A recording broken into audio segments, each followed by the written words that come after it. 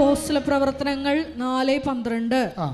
ആകാശത്തിന് കീഴേ, പറഞ്ഞ ആകാശത്തിന് കീഴേ, ആകാശത്തിന് കീഴേ മനുഷ്യരുടെ ഇടയിൽ നമുക്ക് രക്ഷയ്ക്ക് വേണ്ടി മറ്റൊരു നാമവും നൽകപ്പെട്ടിട്ടില്ല.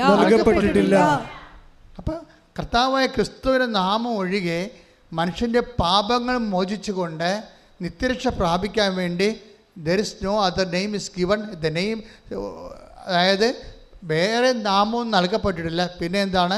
ക്രിസ്തുവിൻ്റെ നാമം. ഈ ക്രിസ്തുവിൻ്റെ നാമത്തെയാണ് നമ്മൾ എന്തു ചെയ്യും? ഗ്ലോറിഫൈ ചെയ്യും. ഇതിൻ്റെ ടെക്നിക്കാലിറ്റി മനസ്സിലാക്കണം. നമ്മൾ ക്രിസ്തുവിൻ്റെ നാമത്തെ അത് അതിൽ നിന്ന് പവർ അടിക്കാൻ, ആ നാമത്തിൽ നിന്ന് ജ്ഞാനം നമുക്ക് ലഭിക്കാൻ, രണ്ട് കാര്യമാണ് ദൈവത്തിൻ്റെ നാമത്തിൽ നമുക്ക് ലഭിക്കുന്നത്. ഒന്ന് പവർ, ശക്തി. രണ്ടാമത്തെ എന്താണ്? ജ്ഞാനം. ഹൗ ടു ഡു ഇറ്റ്, അതിൻ്റെ നോ ഹൗ, ജ്ഞാനസൂത്രം. അതെങ്ങനെയാണ് ചെയ്യേണ്ടത്, എന്ത് ചെയ്യണം, ഇങ്ങനെയുള്ള കാര്യങ്ങൾ നമുക്ക് ഡൗൺലോഡ് ചെയ്ത് കിട്ടണത് ഈ നാമത്തിൽ നിന്നാണ്. അപ്പം നാമത്തെ നമ്മൾ എന്താ ചെയ്യണത്? സാധാരണ നാമത്തെ എന്താ ചെയ്യണത്? ദൈവം ശക്തിയിലും ജ്ഞാനത്തിൽ സ്ഥിതി ചെയ്യുന്നത് അവൻ്റെ നാമത്തിലാണ്. അപ്പം നാമത്തെ നമ്മൾക്ക് എന്താ ചെയ്യാൻ പറ്റണത്? ഈശോ എന്താ പറഞ്ഞത്? പിതാവേ, അങ്ങയുടെ നാമത്തെ മഹത്വപ്പെടുത്തണമേ. Take the word of God. സ്തുതിക്കട്ടെ. ഹല്ലേലൂയ, ഹല്ലേലൂയ, ഹല്ലേലൂയ, ഹല്ലേലൂയ. യേശുവേ നന്ദി. ഹല്ലേലൂയ, ഹല്ലേലൂയ, ഹല്ലേലൂയ, ഹല്ലേലൂയ, ഹല്ലേലൂയ, ആരാധന, ആരാധന. യോഹന്നാൻ 17:1. യോഹന്നാൻ 17:1. പുത്രൻ അവിടുത്തെ മഹത്വപ്പെടുത്തേണ്ടതിന്, പറഞ്ഞ പുത്രൻ അവിടുത്തെ മഹത്വപ്പെടുത്തേണ്ടതിന്, പുത്രൻ അവിടുത്തെ മഹത്വപ്പെടുത്തേണ്ടതിന് പുത്രനെ അങ്ങ് മഹത്വപ്പെടുത്തണമേ, പുത്രനെ അങ്ങ് മഹത്വപ്പെടുത്തണമേ. Praise the Lord. യോഹന്നാൻ 12 എടുത്ത് സ്തുതിക്കട്ടെ. ഹല്ലേലൂയ, യേശുവേ നന്ദി, യേശുവേ സ്തുതി. ഹല്ലേലൂയ, ഹല്ലേലൂയ, ഹല്ലേലൂയ, ഹല്ലേലൂയ, ഹല്ലേലൂയ, ഹല്ലേലൂയ. യേശുവേ സ്തുതി. ഹല്ലേലൂയ, ഹല്ലേലൂയ, ആരാധന. ഹല്ലേലൂയ, ഹല്ലേലൂയ. യേശുവേ നന്ദി, ആരാധന, ആരാധന.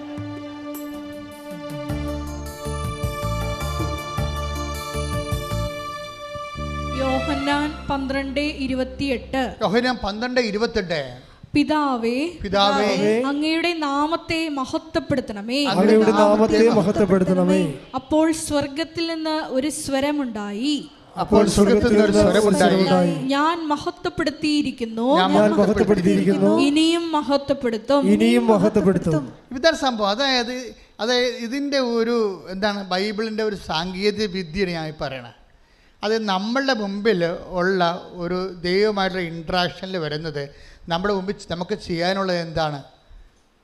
നപ്ഷലായിട്ട് നമുക്ക് ചെയ്യാനുള്ളതാണ് പിതാവിൻ്റെ ദൈവത്തിൻ്റെ നാമത്തെ മഹത്വപ്പെടുത്തുകയാണ്. ഈ ദൈവത്തിൻ്റെ നാമത്തെ മഹത്വപ്പെടുത്താൻ ഏറ്റവും കൂടുതൽ പ്രൊവിഷൻസ് ഉള്ളത് എവിടെയാണ്? ഉടമ്പടിയിലാണ്. അതിനകത്ത് പ്രാർത്ഥനയുണ്ട്, പ്രയോഗമുണ്ട്. ഇപ്പം നമ്മൾ സ്റ്റെഫി എന്താ ചെയ്തത്? സ്റ്റെഫിയോട് എന്താ പറഞ്ഞിരിക്കുന്നത്? നിൻ്റെ കുട്ടി എന്ത് പറ്റി? അതിനെ അവൾക്ക് സ്റ്റെഫിക്ക് വയറ്റും മുഴ, പിന്നെ എന്താണ്, ഗർഭസ്ഥ ശിശുവിൻ്റെ തലയടകത്ത് മുഴ, ഹൃദയത്തിൽ മുഴ. അപ്പോൾ ഒരു അമ്മയുടെ മാനസികാവസ്ഥയൊക്കെ അറിയാമല്ലോ. അവളെന്താ ചെയ്തിരിക്കണത്? അവളവിടെ, അതായത് ഡോക്ടർ പറഞ്ഞു it's better to abort it. പക്ഷേ സ്റ്റെഫി അബോർട്ട് ചെയ്യാൻ തയ്യാറല്ല. എന്താ കാര്യം? അവളെ ദൈവത്തെ ആശ്രയിക്കുന്നു, ഉടമ്പടി ചെയ്തിട്ടുണ്ട്. അമ്മ എനിക്ക് കുഞ്ഞിനെ തരുമെന്ന് വിശ്വസിക്കുന്നു. അതിനുവേണ്ടി ദൈവത്തെ മഹത്വപ്പെടുത്തി, പിതാവേ, പിതാവേ, അങ്ങയുടെ നാമത്തെ മഹത്വപ്പെടുത്തണമേ, മഹത്വപ്പെടുത്തണമേ. മഹത്വപ്പെടുത്തുമ്പോൾ എന്താണ് ചെയ്യണത്? മഹത്വപ്പെടുത്തുന്നതിന് നമുക്ക് ചെയ്യാവുന്ന കാര്യം എന്താണ്? നമുക്ക് ചെയ്യാവുന്ന കാര്യം, അല്ലെങ്കിൽ നിങ്ങളെ പ്രാർത്ഥിക്കുമ്പോഴോ സുവിശേഷം സാക്ഷ്യമായിട്ട് ജീവിക്കുമ്പോഴോ നിങ്ങൾ ചെയ്യുന്ന കാര്യം എന്താണ്? ബേസിക്കലായിട്ട് you are glorifying the name of Jesus, അല്ലേ? ദൈവത്തിൻ്റെ നാമത്തെ നിങ്ങൾ മഹത്വപ്പെടുത്തുന്നു. എങ്ങനെയാണ് മഹത്വപ്പെടുത്തണത്? 17:4 എടുത്ത യോഹന്നാൻ സുവിശേഷം. സ്തുതിക്കട്ടെ. ഹല്ലേലൂയ, ഹല്ലേലൂയ, ഹല്ലേലൂയ, ഹല്ലേലൂയ, ഹല്ലേലൂയ. യേശുവേ നന്ദി, യേശുവേ സ്തുതി. ഹല്ലേലൂയ. യോഹന്നാൻ 17:4. യോഹന്നാൻ 17:4. അവിടുന്ന് എന്നെ ഏൽപ്പിച്ച ജോലി പൂർത്തിയാക്കിക്കൊണ്ട് ഭൂമിയിൽ അവിടുത്തെ ഞാൻ മഹത്വപ്പെടുത്തി. മനസ്സിലായില്ലേ? ദൈവത്തെ മഹത്വപ്പെടുത്തുന്നത് എങ്ങനെയാണ്? ദൈവം ഏൽപ്പിച്ച ജോലി പൂർത്തിയാക്കിക്കൊണ്ട്. അതുകൊണ്ടാണ് ഞാൻ ഈ ഓട്ടിസം ബാധിച്ച കുഞ്ഞുങ്ങളുടെ അമ്മമാരോട് അവരെ തടവി സ്നേഹിച്ച് നിർത്തുന്നത്. എന്താണ്, ഞാനവരോട് പറയും, ഇത് കർത്താവ് കൽപ്പിച്ചിരിക്കണ വരെ നീ അവൻ്റെ നിന്നെ ഏൽപ്പിച്ച ജോലി അവൻ്റെ നാമത്തെ മഹത്വപ്പെടുത്തിക്കൊണ്ട് നീ മുന്നേറണം. ഞാൻ നിനക്ക് ശക്തിക്ക് വേണ്ടി പ്രാർത്ഥിക്കുകയാണെന്ന് പറയും. അഭിഷേകമായിട്ട് ശക്തി കൊടുക്കും. ചിലപ്പോൾ കുട്ടിക്ക് ചില കുട്ടികൾ, ചില ഓട്ടിസം ബാധിച്ച കുഞ്ഞുങ്ങളെ ഇവിടെ സുഖപ്പെട്ട സാക്ഷ്യമുണ്ട്. പക്ഷേ ചില കുഞ്ഞുങ്ങൾ സുഖപ്പെടാത്ത സാക്ഷ്യമുണ്ട്. അപ്പോൾ അതിന് പകരം എന്താ അവർക്ക് കിട്ടാൻ സാധ്യതയുള്ളത്? ശക്തി കിട്ടും. എന്തിനാണ് 17:4 അനുസരിച്ചുകൊണ്ട്. അതായത് ഈ ദൈവത്തിൻ്റെ ഒരു പ്രവർത്തനം എങ്ങനെയാണെന്ന് അറിയാമോ? അതായത് ദൈവം ചെയ്യുന്ന പല കാര്യങ്ങളും പെട്ടെന്ന് നമുക്ക് മനസ്സിലാവത്തില്ല. അപ്പോൾ നിങ്ങൾ പ്രാർത്ഥന മുടക്കിക്കളയരുത്. മനസ്സിലായോ? ദൈവം ചെയ്യുന്ന കാര്യങ്ങൾ പല കാര്യങ്ങളും പിന്നീടേ മനസ്സിലാകത്തുള്ളൂ. അതാണ് 13:7 യോഹന്നാന്റെ സുവിശേഷം. ശ്രദ്ധിക്കട്ടെ. ഹല്ലേലൂയ, ഹല്ലേലൂയ, ഹല്ലേലൂയ, ഹല്ലേലൂയ. യേശുവേ നന്ദി. ഹല്ലേലൂയ, ഹല്ലേലൂയ. യോഹന്നാൻ 13:7 യേശു പറഞ്ഞു, ഞാൻ ചെയ്യുന്നത് എന്തെന്ന് ഇപ്പോൾ നീ അറിയുന്നില്ല, എന്നാൽ പിന്നീട് അറിയും. അപ്പൊ നമ്മളുമായിട്ട് യേശു ഇപ്പോഴുള്ള ഒരു ജീവിതത്തിൽ തീരുകയില്ല. ഒരു IELTS പാസ്സായി ജീവിതം ക്ലോസ് ചെയ്യാൻ പോകണില്ല. ഒരു പിന്നീടുണ്ട്. ഇതെപ്പോഴും ഓർത്തേക്കണം. ക്രിസ്തുവായിട്ട് ഇടപാട് വെക്കാൻ ഉദ്ദേശിക്കുന്ന മക്കളെ ഇപ്പോഴും ഉണ്ട്, ഒരു പിന്നീടും ഉണ്ടെന്ന് ഓർക്കണം. നമുക്ക് ഇപ്പോഴല്ലേ ഉള്ളു എല്ലാവർക്കും. അതുകൊണ്ടാണ് ഈശോ പറയണത്, നിങ്ങൾ എൻ്റെ വാക്ക് കേൾക്കുകയും നിങ്ങളുടെ വാക്ക് നിങ്ങളിൽ നിലനിൽക്കുകയും ചെയ്യുന്നത്. പ്രലോഭമുണ്ട്. അതായത് നിങ്ങളിപ്പോൾ ചിലർക്ക് വരുന്ന മണ്ടത്തരം എന്താണെന്നറിയാമോ? എന്തെങ്കിലും ഒരു കാര്യത്തിന് വേണ്ടി പ്രാർത്ഥിച്ചു. ചില ആൾക്ക് പെരുന്നാളിനൊക്കെ വളയം എറിയാൻ പോകില്ലേ? ആദ്യത്തെ വളയം എറിയുമ്പോൾ മേശ തട്ടിപ്പോവും, രണ്ടാമത്തെ തട്ടിപ്പോവും. അപ്പോൾ ചില ആൾക്കാർ കളി അവിടെ വെച്ച് നിർത്തി. എനിക്ക് കഴിയല, എന്നെ നിങ്ങൾ നിർബന്ധിച്ചിട്ടില്ല വളയം എറിയിച്ചത്, അല്ലാതെ മേശ തട്ടി താഴെ പോയില്ല, ഒരു സോപ്പ് വെട്ടി പോലും കിട്ടിയില്ല. ഇങ്ങനെ വളയം എറിയാൻ വേണ്ടി ചില ആൾക്കാർ മുടമ്പടി എടുത്ത് നടക്കുന്നുണ്ട്. എന്തൊരു കഷ്ടം. അവർ 2-3 നോക്കിയിട്ട് ശരിയായില്ലെങ്കിൽ കട്ടയും പടയും മടക്കും. അതേ നിങ്ങൾക്കറിയാമല്ലോ. അതായത് ഇപ്പം നമ്മൾ ഇന്ന് കർത്താവ് വെളിപ്പെടുത്തുന്ന എല്ലാ വചനങ്ങൾക്കും ഒരു പ്രസൻറ്റ് ടെൻസും ഉണ്ട്, ഒരു ഫ്യൂച്ചറുമുണ്ട്. അതായത് ദൈവത്തിൻ്റെ സ്വഭാവം അതാണ്. നിങ്ങളൊരു മനുഷ്യനോട് ഇടപെട്ടെങ്കിൽ നിങ്ങളെ ഇന്ന് കാണുന്നു, ചിലപ്പോൾ നാളെ കാണത്തില്ല. ഇപ്പം തരാമെന്ന് പറഞ്ഞില്ലേ, എന്നാൽ മേടിച്ചോ, ചിലപ്പോൾ ചത്തുപോയാൽ എന്ത് ചെയ്യുമെന്ന് വിചാരിക്കും. ഇല്ലേ? ഇപ്പം നിങ്ങൾക്ക് വീട് വെച്ച് തരാമെന്ന് പറഞ്ഞല്ലേ അച്ഛൻ, അപ്പോൾ ഉടനെ വീട്ടിൽ വന്ന് പറഞ്ഞ് അച്ഛൻ വീട് വെച്ച് തരാമെന്ന് പറഞ്ഞ്, അപ്പോഴും ഉടനെ മേടിക്കുക, എടി കയ്യോടെ മേടിച്ചു ആ അച്ഛന്. അപ്പോൾ അച്ഛന് എത്ര വയസ്സുണ്ടെടി? അച്ഛന് 10, 65, 70 വയസ്സുണ്ട്. അവൻ്റെ അമ്മോ മിക്കവാറും തട്ടിപ്പോകാൻ സാധ്യതയുണ്ട്. അങ്ങനെയാണ് ആൾക്കാർ മനുഷ്യന്മാരോട് ഇടപെടുന്നത്. എന്തെങ്കിലും കിട്ടുമെന്ന് വെച്ചാൽ കയ്യോടെ മേടിക്കാൻ പറയും, അല്ലെങ്കിൽ ആളപ്പിനെ കാണത്തില്ല. പക്ഷെ ദൈവത്തോട് ഇടപെടുമ്പോൾ അങ്ങനെയല്ല. അതുകൊണ്ട് എന്താ നിങ്ങൾക്ക് പറ്റുന്ന അബദ്ധം എന്ന് വെച്ച് കഴിഞ്ഞാൽ, നിങ്ങൾ ഒരു പ്രെയർ ഫ്ലോപ്പായെന്ന് ചോദിച്ചാൽ, അല്ലെങ്കിൽ ഒരു പ്രെയർ ഫ്ലോപ്പാകത്തില്ല, അൺആൻസേർഡ് ആകും. അൺആൻസേർഡ് പ്രെയറുണ്ട്, സൈലൻ്റ് ആൻസറുണ്ട്. ഇപ്പം സൈലൻ്റ് ആൻസർ കാര്യം ഇത് ഭയങ്കര ക്ലെവർ ബിസിനസ്സാണ്. ബുദ്ധിപരമായി ഈ തലയിൽ എന്തെങ്കിലും ആൾപ്പാർപ്പുണ്ടെങ്കിൽ മാത്രമേ ഒരു വിശ്വാസിയായി തുടരാൻ പറ്റത്തുള്ളൂ. അല്ലെങ്കിൽ അടുത്ത ഒരു ആഴ്ച വിശ്വാസിയായി പോകും. ആഴ്ച ചിട്ടിയെന്ന് പറഞ്ഞ ആഴ്ച വിശ്വാസി തീർന്ന്. ഒരു കരിമരുന്നിനുള്ള ഒരു വെടിക്കുള്ള മരുന്നുണ്ട്, അത് വെച്ച് ഉടമ്പടി ചെയ്ത് പിന്നെ അത് വർക്കൗട്ട് ചെയ്തില്ല, ഈ ആൾ അവിടെ വെച്ച് കട്ടയമ്പടവും മടക്കി അങ്ങനെ പോകും. അതുകൊണ്ടാണ് ഞാൻ ഈ ആൾക്കാരെയൊക്കെ ഒന്നും പടാപടാന്ന് കാണാത്തതിൻ്റെ കാരണം എന്താണ്? കാര്യം ഇതുപോലെ അലപലാദികൾ ഉടമ്പടി എടുത്തിട്ടുണ്ട്. കാര്യം ഒരു വെടിക്കുള്ള മരുന്നുണ്ട്, അത് വെച്ചുള്ള കാച്ചാണ്. ചില ആൾക്കാരെ പറയത്തില്ലേ, ഒന്ന് അകപ്പാടെ ഇതുകൊണ്ട് മിന്നിച്ചേക്കണമെന്ന് പറഞ്ഞ പോലെ ഒറ്റ ഉടമ്പടി കൊണ്ട് മിന്നിയില്ലെങ്കിൽ ആൾക്കാർ വണ്ടി വിട്ട് പോകും. അങ്ങനെ പോകുന്ന ഈ ടെമ്പററി ഫെയ്ത്തുള്ള ആൾക്കാരെ why should I waste my time? അതാണ്. പിന്നെ വിഷയം സീരിയസ് ആയിട്ട് കാണും. അതുകൊണ്ടാണ് രേഖ കാണിക്കാൻ പറഞ്ഞിരിക്കുന്നത്. രേഖ കാണിക്കണം നിങ്ങൾ പറയുന്ന കാര്യം. ചിലപ്പോൾ ആൾക്കാരെന്താ വെച്ചാൽ പലരും പണ്ടൊക്കെ എന്നെ ഒത്തിരി പറ്റിക്കും. ഭയങ്കര നിലവിളിച്ച് കരഞ്ഞ് ഭയങ്കര നാടകത്തിന് സിനിമയിലൊക്കെ വീട്ടിൽ അഭിനയിക്കാനേക്കാൾ ഭയങ്കരമായിട്ട് അഭിനയിക്കുന്ന ആൾക്കാരില്ലേ, അവരിങ്ങനെ പദം പറഞ്ഞൊക്കെ കാര്യങ്ങൾ പറയുമ്പോൾ നമ്മളത് ചെയ്തു കൊടുക്കും. പക്ഷേ പിന്നെ ഈ ഉടമ്പടിയിൽ ആൾക്കാരെ കാണത്തില്ല. ഉടമ്പടി എടുക്കാൻ തന്നെ വന്ന് അച്ഛനെ കാണാൻ വേണ്ടി വന്നിരിക്കുകയാണ്. അതാണ് പ്രശ്നം. പക്ഷേ ഇപ്പോഴെന്താണെന്ന് വെച്ച് കഴിഞ്ഞാൽ, ഞാൻ പണ്ട് 3-4 പ്രാർത്ഥന കഴിഞ്ഞാൽ ഇത് ആൾക്കാരെ കാണത്തുള്ളായിരുന്നു. ഇപ്പം അങ്ങനെയല്ല. ഇപ്പം ഇന്ന് നീ ഉടമ്പടി എടുത്ത് ഇന്ന് കാണും. വിഷയം സീരിയസ് ആയാൽ മതി. അതിൻ്റെ രേഖ കയ്യിലുണ്ടാകണമെന്നേ ഉള്ളൂ. അപ്പം സത്യസന്ധമായിരിക്കണം. ഞാൻ ഇപ്പം പറഞ്ഞു വരുന്നതിൻ്റെ അർത്ഥം എന്താണെന്നറിയാമോ? ദൈവത്തോടാണ് നിങ്ങൾ ഇടപാട് ചെയ്യണതെന്ന് ഉടമ്പടിയുടെ മനസ്സിലാക്കണം. അതുകൊണ്ട് ഇൻ കേസ് എവിടെയെങ്കിലും ഒരു ഫ്ലോപ്പ് ഉണ്ടായാൽ, ഞാൻ അതുകൊണ്ടാണ് സ്റ്റുഡൻസിനോട് പറയേണ്ടത്, മക്കളെ, നിങ്ങളെ എൻ്റെ അടുത്ത് പകുതി ആൾക്കാർ ചിലപ്പോൾ തോക്കാൻ സാധ്യതയുണ്ട്. മുഖത്ത് നോക്കി പറയും. അവർ തോക്കത്തില്ലേ? അതല്ല, അതായത് 1-2 പേർ തോറ്റാൽ അവർ പൊട്ടന്മാരാകരുത്. കാര്യം കർത്താവിനൊരു പരിപാടി എന്ന് വെച്ച് കഴിഞ്ഞാൽ, ഈ അയ്യോപാപി വിശ്വാസികളുണ്ടല്ലോ, അയ്യോപാപി വെച്ചാൽ അന്നു വേണ്ട ആഹാരത്തിന് വേണ്ടി മാത്രം ദൈവത്തിനെ സമീപിക്കുന്ന ആൾക്കാർ, അവർ വീണു പോകാതിരിക്കാൻ വേണ്ടി ഞാൻ അവർക്ക് ഒരു മുന്നറിവ് കൊടുക്കുന്നതാണ്. ഇൻ കേസ് നിങ്ങളുടെ ഒരു ബ്ലഫ്നെസ് കൊണ്ട്, ബ്ലണ്ടർ കൊണ്ട് നിങ്ങൾക്ക് തോൽവി സംഭവിച്ചാലും നിങ്ങൾ ദൈവത്തെ വിശ്വാസത്തിലെടുക്കണം. നിങ്ങൾ അതിൻ്റെ പേരിൽ പ്രാർത്ഥന മുടക്കുകയോ പരിത്യാഗം മുടക്കുകയോ കാരുണ്യപ്രവൃത്തി മുടക്കുകയോ ഒന്നും ചെയ്യരുത്. കാര്യം എന്താണെന്ന് വെച്ച് കഴിഞ്ഞാൽ, നിങ്ങൾക്ക് കിട്ടിയ അനുഗ്രഹം കിട്ടിയില്ല എന്ന് പറഞ്ഞുകൊണ്ട് നിങ്ങൾ കാരുണ്യപ്രവൃത്തി മുടക്കുകയോ വല്ലതും ചെയ്തു കഴിഞ്ഞാൽ, ചിലപ്പോൾ കാരുണ്യപ്രവൃത്തി മുടക്കണ ഒരു ഊണിൻ്റെ കാശ് ചിലപ്പോൾ ലാഭമാകാം. പക്ഷേ 1000 ഊണിൻ്റെ കാശ് നഷ്ടപ്പെടാൻ സാധ്യതയുണ്ട്. എന്താ കാര്യം? നിങ്ങൾ ഫ്രോഡാണെന്ന് ബ്രാൻഡഡ് ആവും. അതാ പ്രശ്നം. നിങ്ങളിപ്പോൾ ഒരു അനുഗ്രഹം നിങ്ങൾക്ക് കിട്ടിയില്ല. അനുഗ്രഹം കിട്ടാത്തതിൻ്റെ പേര് നിങ്ങൾ ഉടമ്പടി ഉഴപ്പി കാരുണ്യപ്രവൃത്തി നിർത്തി വെച്ചെന്ന് വിചാരിച്ചോ. അപ്പോൾ നിങ്ങൾക്ക് എത്ര ലാഭം?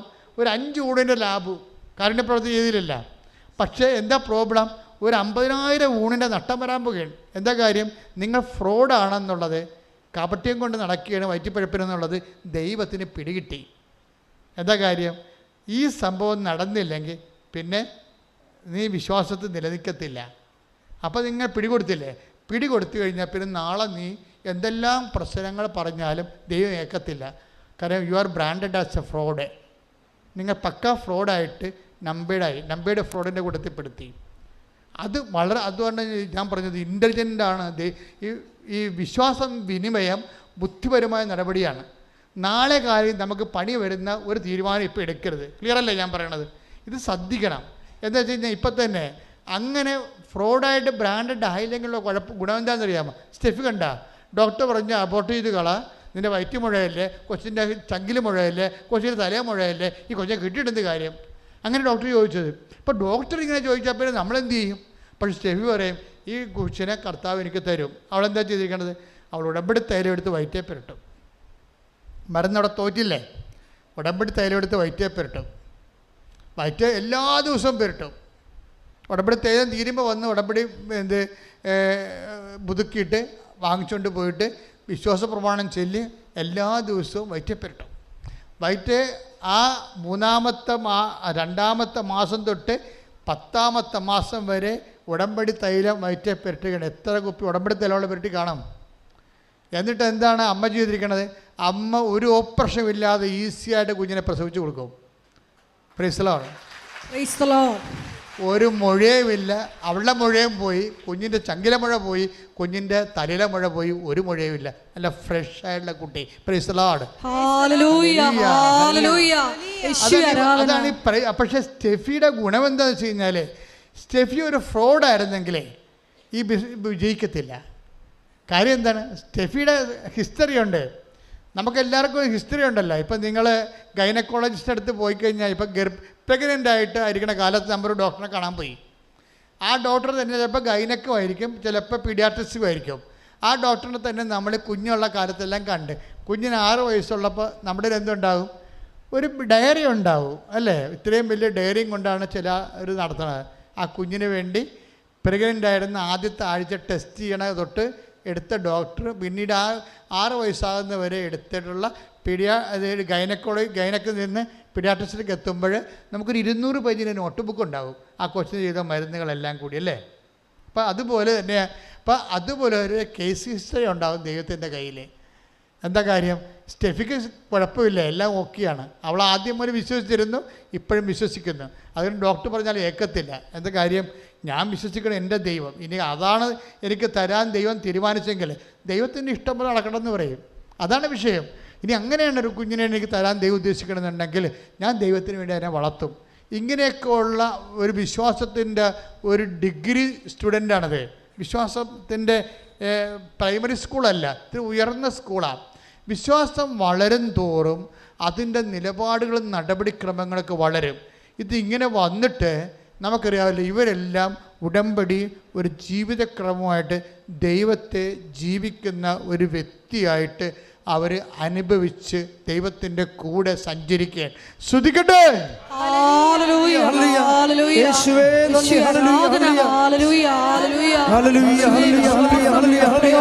വരുത്തുവാനുള്ള വലിയ കൃപ ഈ ആരാധനയിലൂടെ ഞങ്ങൾക്ക് ഓരോരുത്തർക്കും നൽകണമേ. പ്രതിസന്ധി ഘട്ടങ്ങളിൽ വിശ്വാസം പ്രഖ്യാപിക്കുവാൻ ഞങ്ങളെ അഭിഷേകം ചെയ്യണമേ. ഹല്ലേലൂയ. മക്കളെ, കർത്താവ് വലിയ ഈ ധ്യാനം നിങ്ങൾ ഒരു 3-4 പ്രാവശ്യം യൂട്യൂബിൽ കൂടണേ. കാര്യം നമ്മൾ ഒരിക്കലും വെളിപ്പെടുത്താത്ത ദൈവിക രഹസ്യങ്ങൾ ഇതിലുണ്ട്. ആ വചനങ്ങളെല്ലാം നിങ്ങൾ ഓർത്തോർത്ത് നോക്കണം, കേട്ടിട്ട് ബോധപൂർവം പഠിക്കണം. എങ്ങനെ ഒരു ദൈവം എങ്ങനെയാണ് സ്ഥിതി ചെയ്യണത്? ദൈവം നാമത്തിലാണ്. നാമത്തിൽ എന്തെല്ലാം ഉണ്ട്? ജ്ഞാനവും ശക്തിയും ഉണ്ട്. ഈ ശക്തിയും നാമവും ഈ ശക്തി നമ്മളിലേക്ക് എങ്ങനെയാണ് വരണത്? ദൈവത്തിൻ്റെ നാമത്തെ മഹത്വപ്പെടുത്തുമ്പോൾ. ദൈവത്തിൻ്റെ നാമത്തെ എങ്ങനെ മഹത്വപ്പെടുത്തും? ദൈവം ഏൽപ്പിച്ച ജോലി വചനത്തിൽ പൂർത്തിയാക്കുമ്പോഴും വചനത്തിൽ നിലനിൽക്കുമ്പോഴും. വചനത്തിൽ എങ്ങനെ നിലനിൽക്കും? അത് വാക്കുകൊണ്ടല്ല, അത് പ്രവൃത്തി കൊണ്ടാണ്. ഉടമ്പടി ജീവിതമാണ്. ശ്രദ്ധിക്കട്ടെ.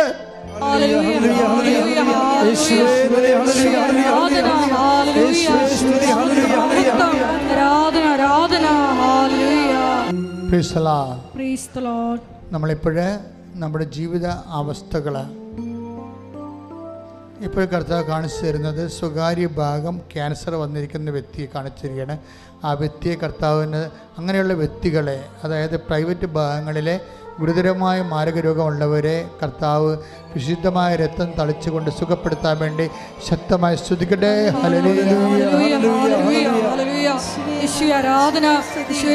എൻ്റെ കർത്താവിൻ്റെ ഉന്നതമായ നാമത്തിൽ, സഭയുടെ അധികാരത്തിൽ, കുരിശിൻ്റെ അടയാളത്തിൽ, ദൈവത്തിൻ്റെ ശക്തിയാൽ സ്വകാര്യ ഭാഗങ്ങളിലുള്ള ക്യാൻസർ രോഗങ്ങളും മാരക രോഗങ്ങളും കർത്താവിൻ്റെ വിശുദ്ധമായ രക്തത്താൽ കഴുകിക്കൊണ്ട് ഈശോ പൂർണ്ണമായി അമ്മയുടെ മാധ്യസ്ഥത്തിൽ സൗഖ്യപ്പെടുത്തട്ടെ. ശ്രദ്ധിക്കട്ടെ.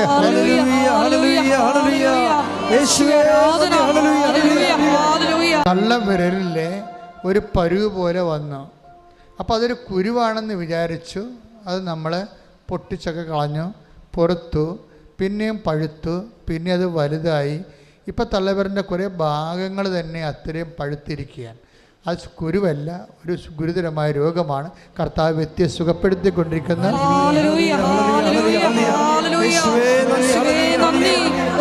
ഓൺലൈനിലുള്ളവരും തീർത്ഥാടനത്തിലുള്ളവരും സന്തോഷത്തോടെ നിൽക്കാൻ കർത്താവ് പറയുന്ന ഓൺലൈനിലുള്ളവരും തീർത്ഥാടനത്തിലുള്ളവർ ഇപ്പോഴും ഈശോ കാണിക്കുന്നത് മൂക്കിൻ്റെ വലതുവശത്ത് ഉള്ളിൽ ദശ വളരുന്ന വ്യക്തിയെ കർത്താവ് കാണിക്കുന്നു. അതുപോലെ ദശ വളരുന്നവർ, സിസ്റ്റുള്ളവരൊക്കെ ആ ശരീരഭാഗത്ത് ഇപ്പോൾ കൈവച്ച് പ്രാർത്ഥിച്ചിട്ട് പറയണം, എൻ്റെ കൈയല്ല, എൻ്റെ കർത്താവിൻ്റെ, എനിക്ക് വേണ്ടി ക്രൂശിക്കപ്പെട്ട കർത്താവിൻ്റെ, എനിക്ക് വേണ്ടി ഉയർത്തുന്നതിൻ്റെ കർത്താവിൻ്റെ ആണിപ്പെടുതാർന്ന മരണത്തെ ജയിച്ച കൈകളാണ് ഞാൻ ഈ പരുവിന് വെച്ചിരിക്കുന്നത്. ശ്രദ്ധിക്കട്ടെ. ക്രിസ്തുവിന്റെ നാമത്തില്, സഭയുടെ അധികാരത്തില്, കുരിശിന്റെ അടയാളത്തില് മാരക രോഗങ്ങൾ മാറിപ്പോകട്ടെ. കർത്താവ് കാണിക്കുന്ന ഇപ്പോഴുള്ള ദർശനമുള്ള സമയത്തുള്ള രോഗങ്ങളിൽ നമ്മൾ ആദ്യം പ്രാർത്ഥിക്കുന്നത്. ദർശനം തീരുമ്പോൾ നമ്മൾ പൊതുവായിട്ട് പ്രാർത്ഥിക്കുക. നിങ്ങൾ സന്തോഷത്തോടെ ആയിരിക്കാൻ കർത്താവ് ആവശ്യപ്പെടുന്നു. ഇപ്പോൾ നമ്മൾ പ്രാർത്ഥിക്കുന്ന 2 രോഗങ്ങളാണ് ഈശോ കാണിക്കുന്നത്. ഒന്ന്, വലത് ബ്രസ്റ്റിൻ്റെ താഴെ കൈവച്ച് പ്രാർത്ഥിക്കാൻ പറയുന്നുണ്ട്. ആ ചിലപ്പോൾ ഹാർട്ടിൻ്റെ അസുഖമുള്ളവരായിരിക്കാം. ആണുങ്ങളാണെങ്കിൽ വലത് നെഞ്ചിൻ്റെ താഴെ കൈവച്ച് പ്രാർത്ഥിക്കണം. അതുപോലെ തന്നെ നമ്മുടെ ഈ സോറിയാസിസ് ഒക്കെ ഉണ്ടായിട്ട് തലയിലെ മുടിയെല്ലാം ഇങ്ങനെ തലയുടെ അകത്ത് ഈ പാടകളെ മുടിച്ചുവട്ടിലെ തലയുടെ പാടകൾ പൊളിഞ്ഞിങ്ങനെ മലർന്നൊക്കെ ഇരിക്കുന്ന വിസർപ്പ രോഗികളെ കാണിക്കുന്നുണ്ട്. കർത്താവ് അച്ഛനോട് ചേർന്ന് പ്രാർത്ഥിക്കുക. കർത്താവേ, അങ്ങയുടെ വിശുദ്ധ രക്തം സ്വർഗീയ ഔഷധം വിസർപ്പ രോഗികളുടെ മേൽ ഉച്ച മുതല് ഉള്ളംകാൽ വരെ ദിവ്യ രക്തത്താൽ വിസർപ്പ രോഗികള്, ഹൃദയ രോഗികള് യേശുവിന്റെ നാമത്തില് സൗഖ്യം പ്രാപിക്കട്ടെ. മനസ്സിൽ തന്ന വചനം എന്താണെന്നറിയാവോ? സെന്റ് പീറ്ററിന്റെ വചനങ്ങളാണ്. അനുഗ്രഹം അവകാശമാക്കാൻ വിളിക്കപ്പെട്ടവരാണ് നമ്മൾ. പറഞ്ഞേ, അനുഗ്രഹം അവകാശമാക്കാൻ വേണ്ടി വിളിക്കപ്പെട്ടവരാണ് നമ്മൾ. അപ്പൊ അനുഗ്രഹം, ദൈവത്തിന്റെ അനുഗ്രഹം കർത്താവിന്റെ നാമത്തിൽ വിശ്വസിക്കുന്നവരുടെ ഔദാര്യമല്ല ദൈവത്തിന്റെ, മറിച്ച് എന്താണ്? അവകാശമാണ്. അതാണ് സെന്റ് പീറ്റർ പറയണത്. അനുഗ്രഹം പറഞ്ഞേ, അനുഗ്രഹം അവകാശമാക്കാൻ വേണ്ടി വിളിക്കപ്പെട്ടവരാണല്ലോ നമ്മൾ. അപ്പൊ ആ ആത്മവിശ്വാസം നമുക്കുണ്ടാകണം. അവകാശികളാണെങ്കിൽ ഇപ്പം നീ എന്താണ് ദൈവത്തോട് ആവശ്യപ്പെട്ടിരിക്കുന്നത്, അത് നിൻ്റെ കുഞ്ഞുങ്ങൾ നീ തന്നെയും ജീവിക്കാനും. ഇപ്പം നിനക്ക് ജീവിത പങ്കാളിയില്ല, അത് നിൻ്റെ ജീവിത പങ്കാളി വഴക്കിട്ട് പോയിരിക്കുന്നു, അത് നിനക്കത് കേസ് കൊടുത്തിരിക്കുന്നു. പക്ഷെ നീ ജീവിത പങ്കാളിക്ക് അവകാശിയാണ്, അവകാശമുള്ളവനാണ്. അതുകൊണ്ട് തന്നെ അത് അനുഗ്രഹമാണ്. നീ കുഞ്ഞുങ്ങളില്ല നിനക്ക്, പക്ഷെ അനുഗ്രഹം അട്ടേക്ക് വേടപ്പോഴും അനുഗ്രഹം അവകാശമാക്കാൻ ശ്രദ്ധിക്കട്ടെ.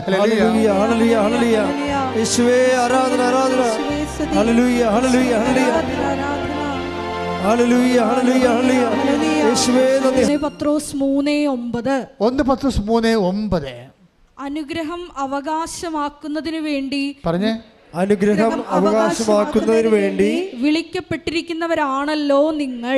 വിളിക്കപ്പെട്ടിരിക്കുന്നവരാണല്ലോ നിങ്ങൾ. ഇതൊരു ബോധ്യമാകണം നിങ്ങൾക്കൊരു ബോധ്യമാകണം. എന്താണ് പറഞ്ഞിരിക്കുന്നത്? അനുഗ്രഹം അവകാശമാക്കാൻ വേണ്ടി പിന്നെ വിളിക്കപ്പെട്ടവരാണല്ലോ നിങ്ങൾ. അപ്പം നിങ്ങൾക്ക് വീടില്ല. ഇപ്പം ചിലർ എൻ്റെ അടുത്ത് എഴുതി തരും, അച്ഛാ വീടുമില്ല സ്ഥലവുമില്ല. എന്താ അവരിങ്ങനെ ഇറങ്ങി എഴുതി തരണത്? അവിടെ വീടില്ല സ്ഥലവുമില്ല. ഞാൻ സന്തോഷത്തോട് ചിരിച്ചുകൊണ്ട് വാങ്ങിക്കും. എന്താ കാര്യം? ഇത് രണ്ടും അമ്മയുടെ കയ്യിലുണ്ടെന്ന് എനിക്കറിയാം. ഞാൻ അവളോട് പറയും, മര്യാദയ്ക്ക് ജീവിച്ചോ, കർത്താവിൻ്റെ വചനം ജീവിച്ചോ, സുവിശേഷം ജീവിച്ചോ, കർത്താവിന് വേണ്ടി നോക്കിപ്പാർത്തോ, അവൻ ഏത് സമയത്തും അനുഗ്രഹമായി വരും. കാര്യം നിനക്ക് അവകാശമുണ്ട്. നിനക്ക് അവകാശമുണ്ടാകാൻ വേണ്ടിയാണ് കർത്താവ് നിനക്ക് വേണ്ടി നിന്നെ വിലക്ക് വാങ്ങിയിരിക്കുന്നത്. അവൻ്റെ രക്തത്താൽ നിലയ്ക്ക് വിലക്ക് വാങ്ങിയവരാണ്. ഒന്ന് കുറേ 6:20 എടുത്ത് ശ്രദ്ധിക്കട്ടെ. ഹല്ലേലൂയ ഹല്ലേലൂയ ഹല്ലേലൂയ യേശുവേ നന്ദി. ഹല്ലേലൂയ ഹല്ലേലൂയ യേശുവേ ആരാധന ആരാധന. 1 കൊരിന്തോസ് 6:20 നിങ്ങൾ വിലക്ക് വാങ്ങപ്പെട്ടവരാണ്. Price the Lord. നിങ്ങൾ വിലക്ക് വാങ്ങപ്പെട്ടവരാണ്. ഒന്ന് പറഞ്ഞേ, നിങ്ങൾ വിലക്ക് വാങ്ങപ്പെട്ടവരാണ്. ആര് വിലക്ക് വാങ്ങി? നമ്മളെ ക്രിസ്തു വിലക്ക് വാങ്ങി. എങ്ങനെ വിലക്ക് വാങ്ങി? നമ്മുടെ പാപത്തിന് അവൻ പരിഹാരം ചെയ്തുകൊണ്ട്. അതുകൊണ്ട് എന്താണ് പരിശുദ്ധാത്മാ പറയണത്? നമ്മൾക്ക് യേശുക്രിസ്തുവിനെ പോലും നമ്മുടെ വിലയായി കൊടുത്തുകൊണ്ടവൻ നമ്മൾക്ക് നമ്മുടെ സമാധാനത്തിന്, സന്തോഷത്തിന്, ജീവിതത്തിന്, നിലനിൽപ്പിന്, അതിജീവനത്തിന് വേണ്ടി ദൈവം ചെലവഴിച്ചത് എന്താണ്? പണമല്ല, അവൻ്റെ ഏകജാതനെയാണ്. ഏകജാതനയെ നൽകാൻ തക്ക വിധം അത് ചെലവഴിക്കാൻ കാരണം എന്താണ്? ദൈവം അത്രമാത്രം നമ്മളെ സ്നേഹിച്ചു. ശ്രദ്ധിക്കട്ടെ. ദൈവത്തോട് എന്തും ചോദിക്കാം. എന്താ കാര്യം? അതായത് നമുക്ക് യേശുക്രിസ്തു നൽകിയവൻ. 8:32 take the word of God. ശ്രദ്ധിക്കട്ടെ. ഹല്ലേലൂയ ഹല്ലേലൂയ ഹല്ലേലൂയ ഹല്ലേലൂയ ഹല്ലേലൂയ യേശുവേ ആരാധന ആരാധന. യേശുവേ നന്ദി. മഹത്വം മഹത്വം മഹത്വം. ഹല്ലേലൂയ പക്ഷാപരത്തോടെ ഹല്ലേലൂയ ഹല്ലേലൂയ ഹല്ലേലൂയ യേശുവേ ഹല്ലേലൂയ. റോമ 8:32 സ്വപുത്രനെ പോലും ഒഴിവാക്കാതെ നമുക്കെല്ലാവർക്കും വേണ്ടി അവനെ ഏൽപ്പിച്ചു തന്നവൻ അവനോട് കൂടെ സമസ്തവും നമുക്ക് ദാനമായി നൽകാതിരിക്കുമോ? പരിശുദ്ധ പരമദിവ്യകാരുണ്യത്തിന് ആരാധനയും സ്തുതിയും പുകഴ്ചയും ഉണ്ടായിരിക്കട്ടെ. അതിൻ്റെ ഒരു സമസ്തവും എന്നുള്ള വാക്കുണ്ട്. അതായത് നമുക്ക് യേശുക്രിസ്തുവിനെ നൽകിയവൻ അവനോടുകൂടെ സമസ്തവും. എന്നുവെച്ചാൽ ഒരു മനുഷ്യൻ ഈഹത്തിലും പരത്തിലുമുള്ള എല്ലാ വിഷയങ്ങളും എന്നതിൻ്റെ അർത്ഥം. അതുകൊണ്ടാണ് നിനക്ക് എന്തും ചോദിക്കാൻ ദൈവത്തോട്. നിൻ്റെ ആത്മീയ നന്മയ്ക്ക് ഉപകരിക്കുന്നത് കൂടി ആയിരിക്കണമെന്നേ ഉള്ളൂ. അല്ല, നിന്നെ ആത്മാവ് നഷ്ടപ്പെടുത്തി പോണ കാര്യം ദൈവത്തോട് ചോദിക്കരുത്. നിൻ്റെ ദൈവിക ജീവനെ നിലനിർത്തി പരിപോഷിപ്പിക്കാൻ ഉതകുന്ന എന്തും ദൈവത്തോട് ചോദിക്കാം. അതുകൊണ്ട് തന്നെയാണ് അതിൻ്റെ അകത്ത് ജോലിയും വീടും വിവാഹവും നിത്യജീവൻ വരെയുള്ള എല്ലാ വിഷയങ്ങളും ഉൾപ്പെടുന്നത്. ധൈര്യമായിട്ട് അത് നിൻ്റെ അവകാശമാണെന്ന ബോധത്തിൽ ചോദിക്കാൻ മക്കൾക്കടുത്ത വിശുദ്ധിയോടെയും സ്നേഹത്തോടെയും ചോദിക്കാം. ശ്രദ്ധിക്കട്ടെ. നാമത്തിൽ കർത്താവേ, അങ്ങയുടെ മക്കൾ കണ്ണുനീരോടെ പ്രാർത്ഥിക്കണം. ഈശോ, അങ്ങയുടെ വിശുദ്ധ പൗരോഹിത്യത്തെ മഹത്വപ്പെടുന്ന കർത്താവേ, സഭയിലുള്ള സാന്നിധ്യം പ്രകടമാക്കുന്ന കർത്താവേ, മാർഗരോഗങ്ങൾ, തീരാവേദികൾ, ജീവിത ദുരിതങ്ങൾ, ജോലിയില്ലാത്ത അവസ്ഥകൾ, വിസ വരാത്ത അവസ്ഥകൾ, കർത്താവ് ഒഫലട്ട് വരാത്ത അവസ്ഥകൾ, പഠിക്കാൻ സീറ്റ് കിട്ടാത്ത അവസ്ഥകൾ, കർത്താവ് പരീക്ഷയ്ക്ക് ജയിക്കാത്ത അവസ്ഥകൾ, വിവാഹത്തിൽ കർത്താവ് പിരിഞ്ഞ അവസ്ഥകൾ, ജീവിതങ്ങൾ കിട്ടാത്ത അവസ്ഥകൾ, മക്കളില്ലാത്ത അവസ്ഥകൾ, ജോലിയില്ലാത്ത അവസ്ഥകൾ, പ്രമോഷൻ ഇല്ലാത്ത അവസ്ഥകൾ, കർത്താവ് വിശ്വാസമില്ലാത്ത അവസ്ഥകൾ, വിശ്വാസത്തിൽ കുടുംബ പ്രാർത്ഥനയില്ലാത്ത അവസ്ഥകൾ, അങ്ങനെ എന്തെല്ലാം കാര്യങ്ങൾക്ക് വേണ്ടി അങ്ങനെ മക്കള് ഇപ്പൊ കണ്ണുനീരോടെ അങ്ങനെ തിരുസന്നിധി പ്രാർത്ഥിക്കുന്നുവോ ഇട്ടുനാദമ്പോൾ കർത്താവേ, അങ്ങയുടെ അഭിഷേക ശക്തി അങ്ങയുടെ മക്കൾ ആവശ്യിക്കട്ടെ. മാർഗരോഗങ്ങള്, തീരാവേദികള്, ദുരിതങ്ങള്, തടസ്സങ്ങള് യേശു ക്രിസ്തുവിന്റെ ഉന്നതമായ നാമത്തില് മാറിപ്പോകട്ടെ.